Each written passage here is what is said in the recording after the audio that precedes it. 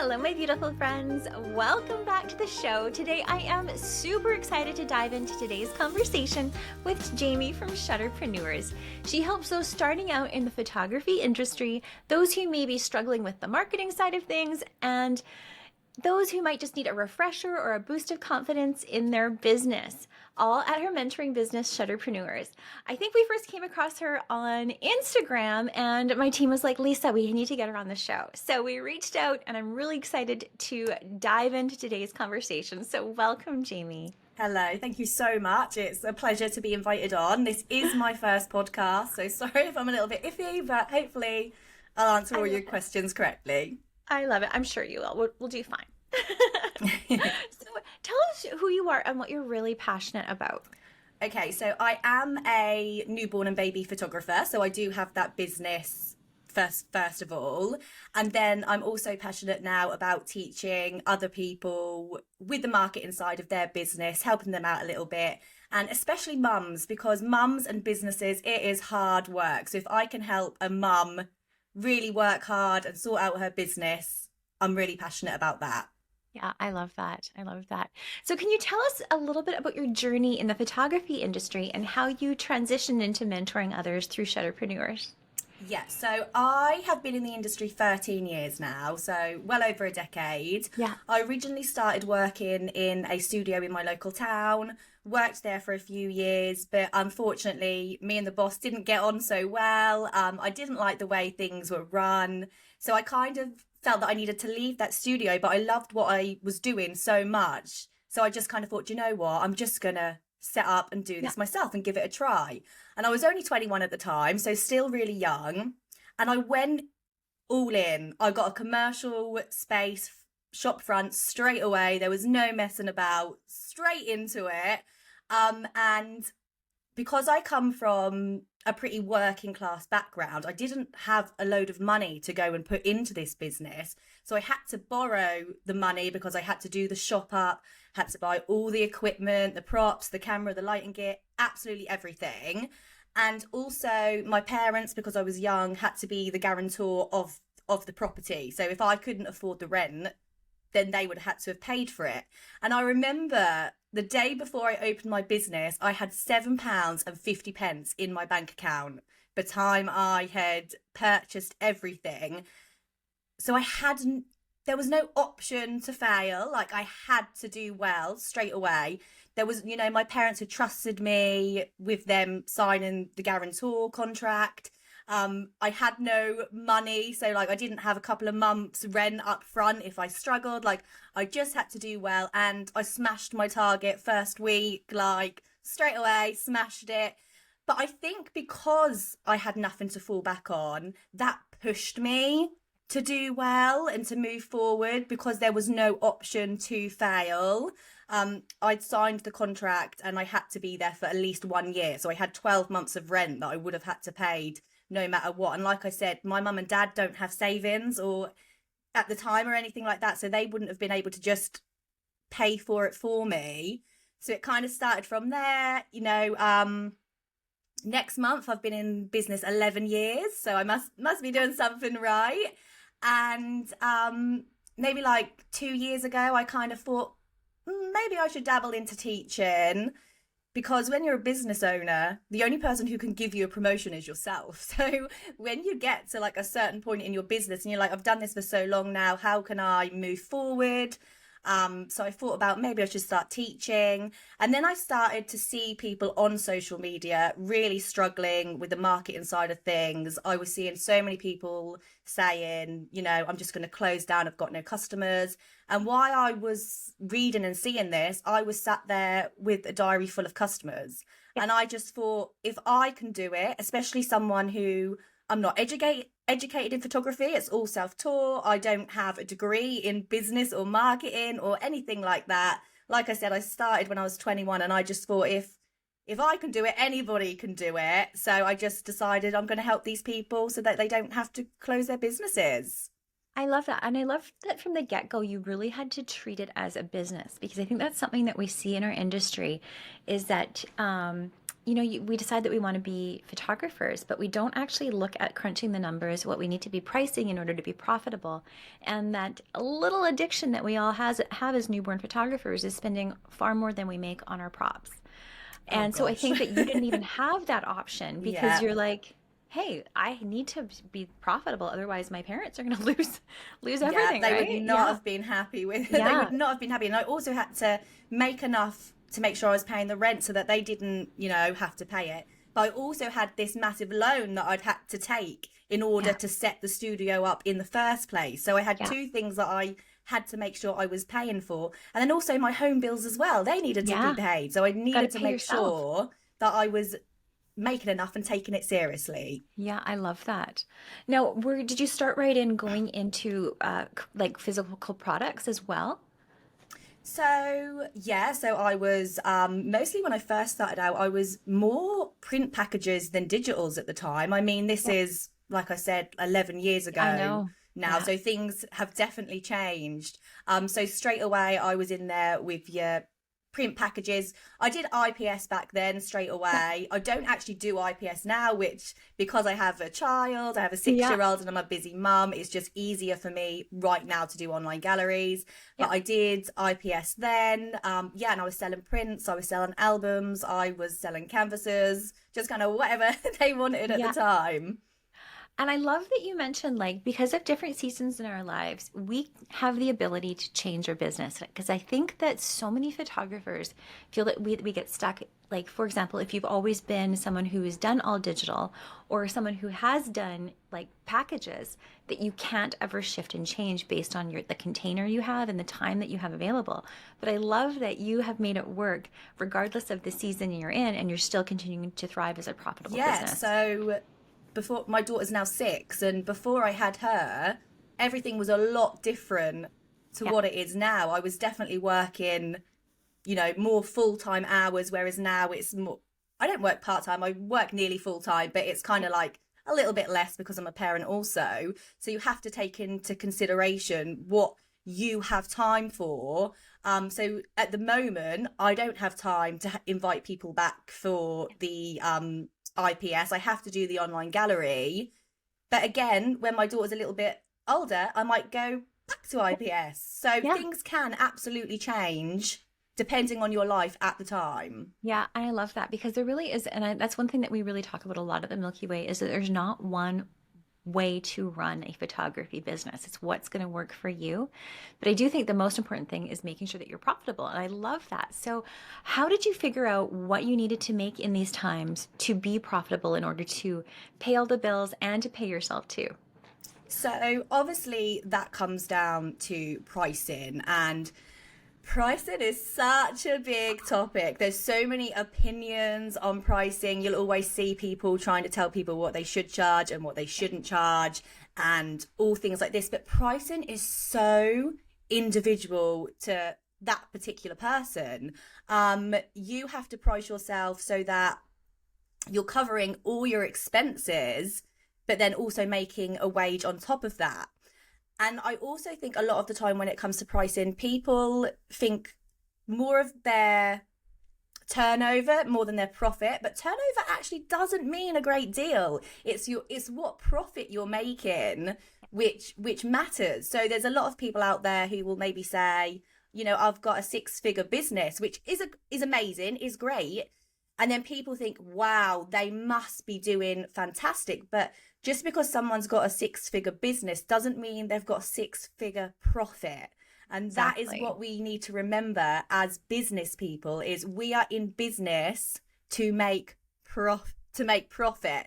So Yeah. of course, when you are pricing yourself, you need to be pricing yourself on how much is costing you to run your business. And then also on top of that, how much do you want to earn as a wage for yourself? And I also, with some of my students, I've kind of given them example and shown them kind of like they're kind of made up, but like say this is one photographer's pricing page for a cake smash shoot and they're charging £300, and then there's another one and they're charging £900. I said, your brain automatically thinks that the person charging £900 is making a lot more money. But unless you know what their expenses are and their profits, it's not necessarily true. And the £300 photographer could actually be making more profit than the £900 photographer. So that's why pricing is so individual and personal to you, because you have to base it on your expenses and not other people's expenses. I love that. That's a great answer. So what inspired you to focus on helping photographers with the marketing side of their business? Okay, so like I said, it got to a point in my business where I was like dabbling into teaching. Should I or shouldn't I do this? And then I was constantly seeing people online really struggling, saying, I've only got one booking for the whole of the month, and then I've probably got 2 more bookings for the rest of the year. I'm struggling to make ends meet. I'm working kind of paycheck to paycheck. And like I kind of already said to you, I was sitting there with bookings in my diary and just thinking, I really want to hug these people, like reach into the screen and say, you really don't have to give up. You can do it. And that is how the teaching kind of side then came naturally to me. Yeah, I love that. So I want to talk about marketing strategies. What do you find is working right now? Because that's something that we always hear in our groups is I'm not getting clients. I need clients, but I'm not getting them. Okay, so things have changed over the years. Like I said, I have been in business for 11 years, industry 13 years. Yeah.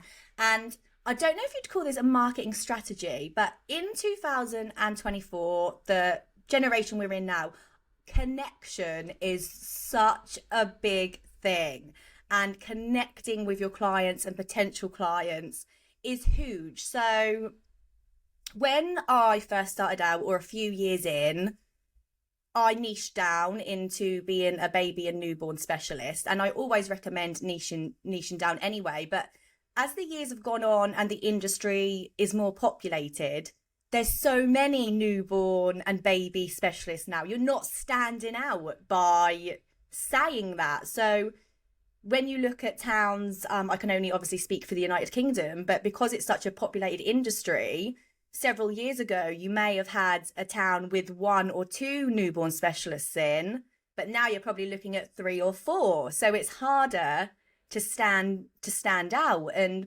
also I see a lot of websites that I look at for students, and the first thing, like the first sentence on their website is award-winning photographer. And of course, it's great if you've gained awards, show it off completely. But everybody is saying the same thing now. Everybody is an award-winning photographer as such. So we've really got to dive in and think, what can we do now to stand out? Because those things just aren't enough in 2024. So creating connection is such a good thing. So like you, Lisa, when you said, will you come on and do this podcast with me? I thought, yeah, sure. And I felt really confident in coming because I felt like I know you because of the Milky Way. So it makes you then feel more approachable and comfortable with you. Whereas if someone else had said, will you come on my podcast, that I didn't know anything about, maybe I would have been a bit more hesitant. So if you can make people feel like they know who you are and they connect with you and the things that you like, it's going to make it easier to then gain their trust for them to then book with you. And also look at your target audience and the things that they like. Post about things like that. So on my photography Instagram yesterday, I posted like this funny video about kids always go into the bathroom with you and you can never get rid of them. And my clients, people watching that video be like, oh yeah, I find that funny, if they're my target audience. So they can then, have that connection with me. Yeah. She likes the same kind of things as me and things like that. So I would say to people, don't be afraid to show yourself in your business. People like to know who you are. It can be scary jumping onto Instagram stories and lives and things like that. But if you can, from a marketing perspective, at this point in life, I would say try your hardest to Yeah. be seen, let people kind of know who you are, and that should help with your booking. I love that. It's so funny because you're right. I do that with my Milky Way business. But you know what's funny is I don't with my photography business. And Really? I don't. Because I've been on a sabbatical for the past almost a year and a half. And I'm going to start tiptoeing back into taking newborn clients in the fall. And I've had these like weird like imposter syndrome, or like how do I start showing up again when I've Yeah. been sort of vacant for so long. So if I think that's so interesting because you're right, because I have no issue showing up on Milky Way. It's so easy. But when it Yeah, comes to my photography absolutely. business, I struggle with it. But if people see you, they then have trust in you, and it's Yeah. people that people trust that they will buy from. So if there was again 4 or 5 different photographers that someone could choose from, say they were all for the same target audience, same pricing, did the same thing, the one that they're going to pick out of the 5 is going to be the one that they trust. Yeah. And you can make people trust you by being there and being present. So, do the behind the scenes, Yeah. talk about you, talk about stories in your life, like if you had something happen with your birth, Yeah. speak about it so people can connect with you. Of Yeah. course, don't make it a blog about yourself, it is still a Yeah. business. But yeah, don't be afraid to share those stories, and then also repeat them, because I feel like a lot of people get afraid. Well, I've posted that already. I've already said that story. But in a few months' time, it might be completely different people and a new audience on your socials. So why not share it again? Yeah, I love that. I think, what's funny is I bump up against fear because I haven't been posting on this Instagram for probably a good year and a half. Like I'll sporadically post maybe once every 4 or 5 months. I'll do a reel maybe once every 4 or 5 months. So I have this fear of like love bombing almost, or like coming Oh, in yeah. too hot. And so I don't, I think and it's funny because I'm like, how much should I be posting when I've been vacant for so long? So they're not like, oh my God, like too much, girl. Yeah, Like, sure. you know what I mean? Yeah, absolutely. And I think you just have to gradually go back into it. And it's like riding a bike. Like you might have been out of it for a year and a half, but as soon as you start again, your passion will be there and it will just flow. Yeah. Okay. Well, I got homework. I love it. So, what are some effective marketing techniques beyond, I guess, showing up on social media for those that are just starting out? Okay, so I say that people buy solutions and they buy feeling. Yeah. So a lot of the time, people are buying something because it helps them with something. So, for instance, if you were organizing a big party, you don't know how to do it, you hire a party planner. That's the solution. You're paying for someone to do that for you. If you need to have your garden done but you're no good at that kind of thing, you hire someone who can do it for you. So you need to be promoting yourself and how you can help them overcome these things and how you can solve their problems for them. So for instance, say if you're a maternity photographer and we all don't feel great when we're pregnant. Probably a lot of women will be thinking, do I really want to go to this stranger? So again, that's when connection helps, because you don't want them to think of you as a stranger. Do I really want to go? And then they see you posting stories about other people who have felt the same way and you've made them feel $1 million. They're going to think, well, actually, okay, maybe there is someone out there who can solve my problem of me feeling uncomfortable and wanting, to have this experience. And then when it comes to selling feeling, the same kind of thing. So when I feel sad, I probably go and do some retail therapy, because Yeah. not because I necessarily need these clothes, but it makes me feel a certain way. So Hmm.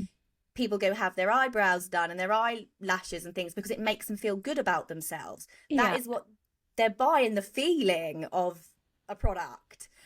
So put that into your marketing, into your wording when you're posting.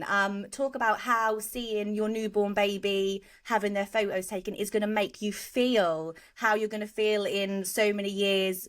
When you're looking back at those those pictures. Make sure you're talking about these solutions and about the feeling. And then also, super simple. It's not even a strategy, but being visible is huge. So I have a lot of students who will come to me and they'll say, I've done a few Facebook posts, I've done a blog post, and no one is booking me. But have anyone actually seen these Facebook posts? Has anyone, you might be writing a blog every week, but is anyone reading that blog? If you are not visible, people don't know you exist. And if they don't know you exist, they can't book you. Yeah. And I'm kind of like, well, I like to say I'm like the established newborn baby photographer in my area. And so I kind of always think that most people know that I'm there. And I had a shoot probably like 2 months ago for a newborn session, and they came in. They have lived in my area forever, and they had a 3-year-old sibling. And I was saying, did you have photos for their newborn shoot? And they said, yeah, we went to this other photographer. And I always do my market research within a shoot. I always kind of suss out, how did you book me? Where did you find out about me? Because obviously that helps me market in the future. And they said that they didn't know that I was there 3 years ago, but I'd been in business, 8 years then. So I look back and I think, well, I clearly wasn't visible enough. Yeah. Even then, because they didn't know I existed. Yeah. So it's just a huge reminder that if you are not visible enough, people cannot book you. So you can be doing all the right things. You could be priced accordingly to your target audience. You can have your posing down to a T. Your customer service could be amazing. But if you're not seen, people can't book you. So always, when it comes to marketing, like I said, the biggest thing is to make sure you are out there and you are being seen. So one thing you can do is network with local baby groups and anyone who's like got the same target audience as you. That's free advertising. I contact baby groups and say, can you post a story on your Instagram for me? And I'll do the same for you for return. And it's not even costing you anything. It's completely free. And if a new baby class or something along that lines starts up in my area, I will always reach out to them, wish them the best, just so they know I'm there and that we can, eventually work together. I had a client come to me. She's had her pictures with me for her 2 children. She's just started a hypnobirthing class. She came in for some branding pictures. So, of course, I said to her, right, let's work together. Let's, share customers. And then she was like, yeah, sure. And she did her like little opening event. She then put all my vouchers in all her goodie bags. And so just network. Don't be afraid to talk to people. What's the worst that can happen? They can say no, but they probably won't. I love that. Years ago, I did a shoot for our local NICU, and all the nurses had their babies at the same time. And so I had all the babies come in, and we did, I think it was 10 buckets. So I did a composite of all the babies in a bucket. Oh, wow. And this great big image. And then I donated it to the NICU with my name on it, right? Mm-hmm. And I can't tell you how many sessions that I booked over the years because of that one thing I did. Yeah, because you were then visible to those people. Yeah, sure. Yeah, I agree. I think visibility, and it's funny because we think a lot of the time, and we get scared that most of our business happens behind a screen, and we forget that we're dealing with real people, and real people hire people that they know, like, and trust.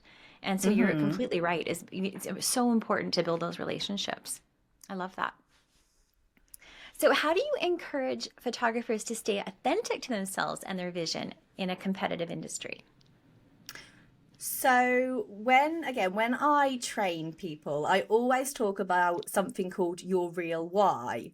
And I say it's your real why and not your why because I say it's different to the one that you probably tell your customers. So a lot of us will say, I had a baby of my own, I took their pictures, and then I decided I wanted to do this for other people. So this is kind of your why as to why you started out. But why are you in business? Why did you decide you wanted to take that to the next level as a business? And I tell them it's because you want to make money. right? That is your why. That is why you are in business. It's to make money.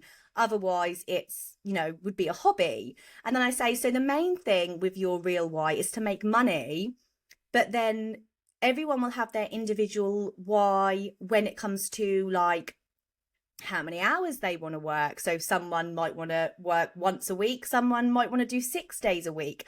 How much money do you want to make? Someone might want to do a six-figure business. Someone might just be happy just paying their bills at home, and that's what they're happy with. Like, everyone has their own individual why, and it's so hard not to get consumed by what everybody else is doing, what everybody else is charging. And I say, if you just always look back, if you're ever having a bad day, you're comparing yourself to others, you are seeing that someone is, say, maybe fully booked, but you don't actually know what their fully booked is, and you start questioning yourself, you get this imposter syndrome, just always knuckle down and think, well, actually, what's my real why? And if you are hitting that, then it doesn't matter about what everybody else is doing. And I always say, I'll be completely honest, I'm now a teacher, but I have no desire to have a six-figure business. Not really. I'm happy just paying my bills. My daughter goes to her classes. We go on vacation. I'm happy with that. And that's my real why. So again, if I ever feel like, oh, there's someone out there, they're doing so much better than me, it's like, but do you actually want what they want? Yes. Or do you want what you want? And as long as you remember what you want, that's how you're going to be happy and content. Yeah, I love that. I think it's so important because I talk about this often on the podcast, is understanding your definition of success. Because, absolutely, it's so personal what success is. Like, if you ask someone, they're going to say it's a 7-figure business or a 6-figure business. And some people are going to say, it's time with my family. It's weekends off. So you really have to dig in to understand what your motivation is for success and what your definition is. I love that. Completely. That's such a good answer. Have you heard about the 7 layers of why? I don't think I have. Okay, so this was something, oh gosh, I can't even remember who it was or what book it was I read, but it was like your real why is actually 7 layers down. So if you're like, okay, well, why do you do that? And you're like, because I love babies. You go, why? And it's like, well, because I struggled to get pregnant. And why? Well, this, and then you go 7 layers. And so why is it important to you? And it's like, well, I had such a hard time being a mom. I really don't, I want these memories to be preserved for this family forever. And it's why until you get to the deepest why that makes you cry. Oh. And then you're just like, okay, well, that's my why. I was about to say, I'm going to look that up after this, but now you're telling me I'm going to cry. I'm like, is that a good idea? Yeah, it's called the 7 layers of why. And it's just a technique to just go down to really get to the heart of the matter. And I think it's really a fascinating thing when you started talking about why. I was like, because you can always dig a little bit deeper, right? It's just so important to remember what your why is, because if you start comparing yourself to others all the time, you're just going to fall down this dark hole of depression. And you just need to remember why you're in business, what makes you happy, and why you're doing it. And as long as that is working for you, that is all that matters. I love it. Love it. So one thing we often hear is, I'm getting inquiries, but I'm not getting bookings. Can you maybe share what might be breaking down there and how to convert more of those inquiries into sales? Sure. So there could be a couple of reasons for this. Firstly, I would look at who you're targeting, because it could be a target audience problem. So for instance, you're having people contact you, they're asking for your prices, you're saying your pricing, and then they just can't afford you. So that, of course, just means that's not your target market, right? And I would always say, don't take that as a negative, take it as a positive, because they're showing interest, they like what you're offering, they like your photos, they just can't afford you. And you'll have some people who may be interested in, say, like a payment plan, or they'll pay on their credit card or something like that. But if it's way out of their price range, they're just not going to book because they can't afford you. They could think you are the most amazing photographer in the world. They can totally think you're worth it, but they can't afford you. It's literally down to that. So I would look at that and see who you're targeting to. And then also, if it's not a targeting problem, maybe you're getting the correct target audience. Look at, I'd say try not to look at who's around you, but if there are, say, 3 or 4 photographers around you who are doing the same thing as you and you are all targeting the same target audience, you need to look at how you can stand out, because if that's the same target audience and you're priced the same, well, that person's then got 4 different photographers to choose from. What's going to make you different?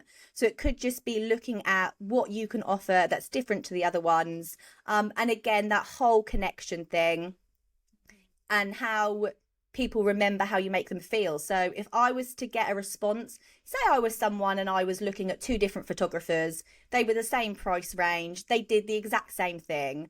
And I asked them both for their pricing, and I said to one of them replied, "Hi, good afternoon, here's my pricing." And then somebody else replied, "Hi, huge congratulations on your pregnancy. How is that going for you?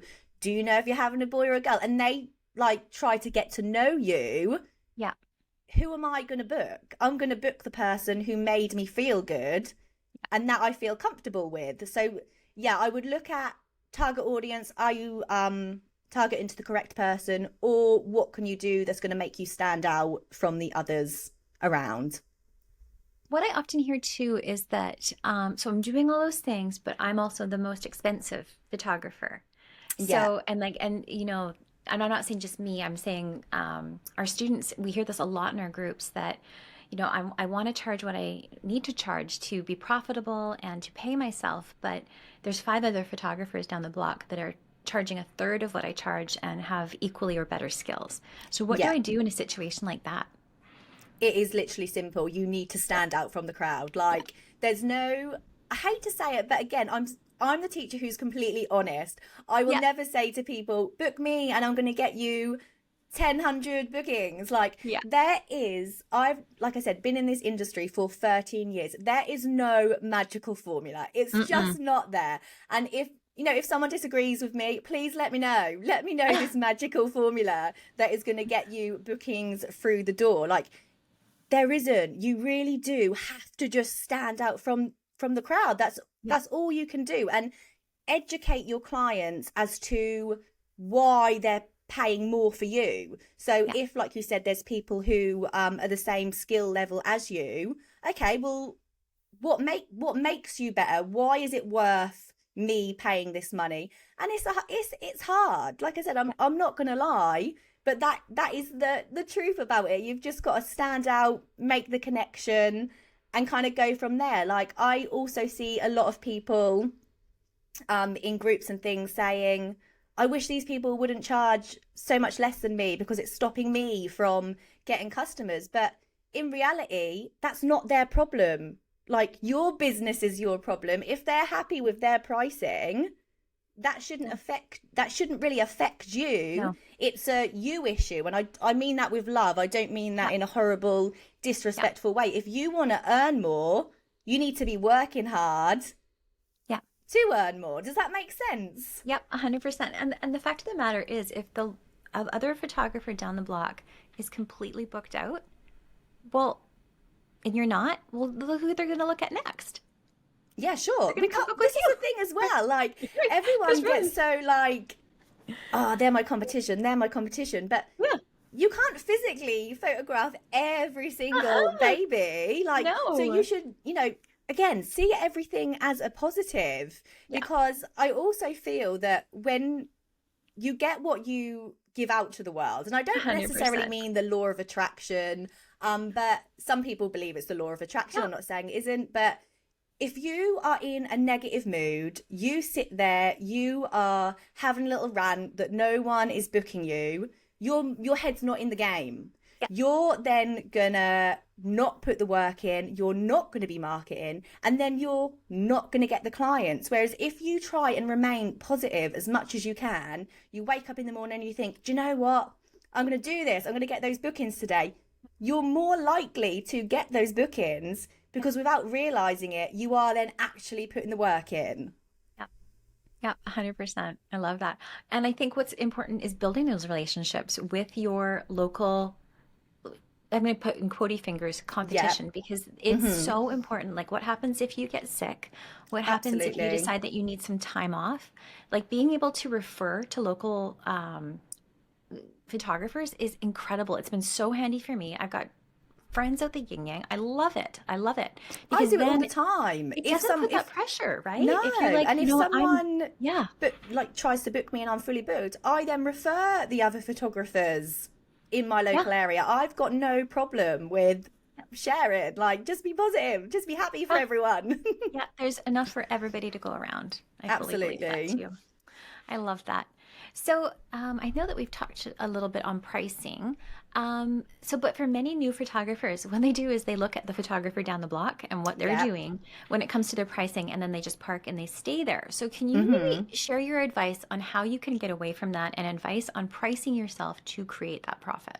Yeah, so literally, like I was saying earlier, everyone's pricing is completely personal. And for you to make sure that you're making a profit, you need to know your numbers. Yeah, You need to know. A lot of people don't even know how much money they're making per shoot. And that's crazy to me because it's like, how do you know if you're making profit if you don't know yeah, how much money you're making by doing that photo shoot in the first place? So yeah, knuckle down, make sure you know your exact expenses, literally down to the T. So even something, I don't know what you use, but for my galleries, I use Shootproof. I mean, it's probably $40 a year or something like that, but I still put that in every single session because it's an expense and I want to know exactly what I'm making.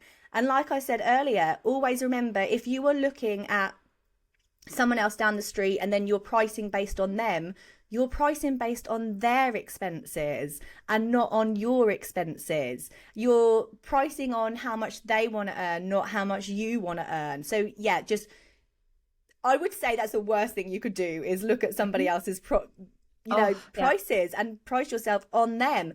And the scary thing is I see a lot of photographers who, again, ones that I've taught or have done my boot camp or things like that, and I go on their websites and their pricing structure and their pricing is the exact same, and I'm like, but you all have different expenses. Yeah, How can you possibly have the yeah, exact same pricing? That just it just doesn't make sense to me personally. You really yeah. need to work out your expenses and how much you want to charge. And you have to reevaluate it too. And I think that's the one thing is photographers often think I crunch the numbers once and they're done. And then they all Mhm. start getting these like additional fees or prices for Adobe Photoshop go up or Yep. additional things that you're Yeah, you paying on need a to monthly add that all basis, in. Yeah. right? Yeah, Mhm. good conversation. So let's see. Can you share some strategies for overcoming the negative effects of social media on mental health and business operations? Yeah. So again, I don't know what it's like in Canada, but in the UK, the help for mental health isn't that great. Like it's getting better, but mental health is so many different things and you can have bad mental health within work. Um and again, one of the reasons why I decided to start teaching was because I was seeing all these people really down in the dumps saying they're just going to throw in the towel. I just can't do this anymore. And that's, like I said, I wanted to reach and give them a hug and tell them it's okay. Um, and I feel that when I first started in the industry or when I first started my business, there wasn't much about online. There wasn't all these Facebook groups and things like that. I think I like Creative Live was like Hmm. starting then. And then I think I did your newborn retreat. I think it was like 2017 or something like that. So Hmm. maybe like 4 years into my business or something. But it wasn't such a social media thing. And if you wanted to learn something, you just had to Google it and things like that. And all these groups have come about. They're amazing. You make friends, you can ask questions and advice, but sometimes they can be quite negative when there's a lot of opinions that are floating Yes. around. And that's again why I always say, remember your real why. So someone might have an opinion, try not to take that to heart. Like if they are being a bit nasty with it, say, remember your real why. Because I was seeing comments of like, someone talking about her pricing. And what she said kind of blew my mind. She said she kind of felt like her target audience was changing. She wanted to lower her pricing, but the reason she wouldn't lower her pricing was because she was too scared of what other photographers would think of her. And she was too scared that that would make them angry. And I Yeah. was just like, in the nicest possible way, yes, we are an industry. We want to be the best industry we can be, but you're probably never going to meet these people in your entire life. Like Yeah. what your business is and their business are two completely things. And it just blew my mind that she was more concerned about these people that she'd never met than her actual business, if that made sense. And like that really touched me. And I just, again, just wanted to like say, no, it's okay to do whatever you need to do in your business. And so, yeah, there is just so many opinions out there. And I think if you are finding yourself constantly comparing yourself to others, constantly doubting yourself, this person's pictures are better than mine, this person's got more bookings than me, remind yourself that you can actually come out of these groups. They're still going to be there. I've actually done it a couple of times when I found myself like in these groups all the time. Like I'd be in the bath and I'd just be scrolling these groups all my free time, just constant photography. And I've like when things got too much, I'd just, you know what, remove, have a break, and then you can always go back, if that makes sense. Yeah, totally. It's funny because I always like to play this game and I have to catch myself is I always like to compare someone's amazing, polished, beautiful image. And then I look at the back of my camera and it doesn't look the same. And I'm Yeah. like, because you're comparing apples and oranges, you goof, Yeah, right? yeah, sure, Right? absolutely. Like it's And what completely different. because there are pictures, we will have self-doubt and be like, oh, Yeah, this is so bad. But actually the clients love it. Like they they love love it. it. It's a picture of their baby and they're like, oh my gosh, it's the Yeah, cutest thing ever. So as yeah, long as your customers are happy, yeah. great. Like you're making the money, which is why you're in business in the first place. And it's so funny. It's like you have to remind yourself quite often, who am I shooting for? Especially Yeah. when you're posting things on social media. Um, because there's been so many times that there have been images that are absolutely beautiful, but I have like curled up fingers or Yeah. like a mushy cheek. Yeah. And like in the photography world, we're like, no, no, Yeah, that's sure. horrible, right? But to someone, they don't see that. And so They you have to, they literally right? do not see what we see. I mean, I look back at photos that I was taken 11 years ago and I think, oh my gosh, like what on earth was I doing? That's so bad. But at the time, the customer purchased I all loved the it. images and they loved Yeah. them. Yeah.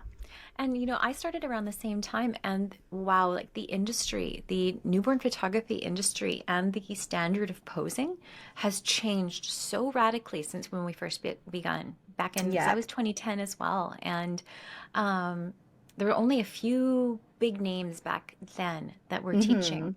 And Yeah. if you look back at their work too, you're just like, wow, like it has changed so much to the standard that we are expecting of ourselves. Yeah, completely.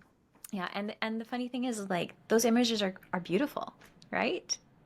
Yeah, Yeah. as long as your customer is happy, that's all that Yeah. matters. So balancing your business brain and your artist brain can be super tricky. So can you share any advice you have on being a savvy businesswoman, but also carving out that time to be an inspired artist? Yeah, so I would say if you can, I know this won't, if you're a mum and things like that, it can be difficult. Try your hardest to give yourself working hours and stick to them. Because if you're someone who works from home, again, this is probably more of a female mind, but you'll be like, I'll just get the vacuum out. I'll just do this. I'll just take the dog for a walk. I'll just put the washing on. And if you were in a job where you were working for someone, I couldn't say, I'm just going to go home for 10 minutes and pop that wash on. Like, you Yeah. wouldn't be able to do that. And I feel that a lot of burnout comes from the fact that we're not actually sitting and doing the work in work hours. So if you're distracted and you're doing other things, of course you're then going to have to work in the evenings because you've not done it in the day. But if you actually sat and, do you know what I mean, did it Yes. in those hours, Yes. you'd be good to go. And I would also say don't try and do more than you can chew. So a lot of people will probably try and do full-time hours in part-time hours, and it is just not good. So like me now with my shutterpreneurs, that is a lot fresher and newer than my actual photography business. And when I'm working on that, I have to remind myself, okay, Jamie, you can put the time and effort into it, but you still have this other business. You cannot physically work full time on both Into, businesses, yeah. because that is when you are going to completely burn out and your health is just going to, yeah. So unfortunately, September last year, I was hosting my boot camp. And again, I was like, yeah, I can get all these videos out and all of that around my normal photography business. And sadly, my mum passed away. So I had a lot of like grief with that. And probably the most sensible thing would have been to postpone it. And I'm sure people would have understood. But I have this brain of don't let people down. Come on, you've signed up for this. You're going to do it. And then I found myself, my mum had just passed. I was trying to run this photography business. Of course, I had some time off because she passed. And then I was drowning in shoots because I had to reschedule them as well as the shoots I already booked. And then I was trying to do these videos for my bootcamp students as well. And my health was just terrible because I was just trying to do way too much than I could. And again, it kind of shows that you can't believe everything you see on social media, because my bootcamp students would not have been aware that I was feeling like this. They were just like, yeah, she's got the videos out, like, thank you so much. They wouldn't have been aware that in the background I was actually a big mess. So I think that is kind of a lesson learned from then, actually, for me, to say, take time off, stick to your hours, and just remember that unless you're a business and you've got staff, there is only one of you and you can only go so far. Oh, well, I'm so sorry for your loss, Jamie. Thank you. That's so tough. I completely agree with the scheduling work hours. My life changed when I said I don't work on weekends, and I don't like edit or work in the evenings. As soon as I Yeah. started scheduling that editing time, in that time, it was magic. It was just magic, because then I know when I booked a session, this is the only window that I have for editing certain amount of sessions in the week. So you That have to get it done, I right? can't Yeah. overload myself because these are my parameters, right? And I feel like a lot of people get scared to be strict with their rules. So they might have certain opening hours and then a client says, but I can't do this. I can only do that. And it's so easy for them to say, do you know what? I'll do what you want me to do, because they're scared of losing that client. And I do get it. Like, I've been there in the past, especially if you're first like setting up. But you also have to remember that you are a business and you aren't open 24/7. You do need a break. So if someone says to you, I can only do this date, and you're not scheduled to work on that date, just say no. Like, you Yeah. have to. Yeah, 100%. I love it. All right. So you ready to switch to our lightning round? Go for it. Okay. If you like to cook, what do you like to cook the most? I'm not much of a cook. Huh? I So love it. maybe something really simple, like Yeah. sausages and mashed potato, I something like love that. it. What's your favorite movie? Titanic. Ooh, good one. What did you want to be when you were a kid when you grew up? A teacher. Ah. Favorite guilty or not so guilty pleasure? Ooh. Oh gosh, that's a hard one. I don't know. I'll have to skip that. I'll have to skip that one. Oceans or mountains, and why? Okay, I'd say oceans, just because I live by the sea. Yeah, I love the ocean too. What is something you've accomplished as an adult that your younger self would be proud of? I know everybody probably says this answer, but of course, running a Yeah. successful business. I was always that child who was trying to make money. So like, even in middle school, I was like making magazines and like selling them to my friends and things like that. I was the kid who at the front of the house was trying to sell her old toys to Yep. make some money. I was always, I don't know where I get it from. Like, there's no Yeah. business people in my family at all. Just me. But yeah, as a kid growing up, I was always trying to make money somehow. So I think as I got older, that just kind of happened. I love that. I love that. Where do you feel most centered and happy? With my family. Yeah, I love that. What advice do you have for someone just starting out?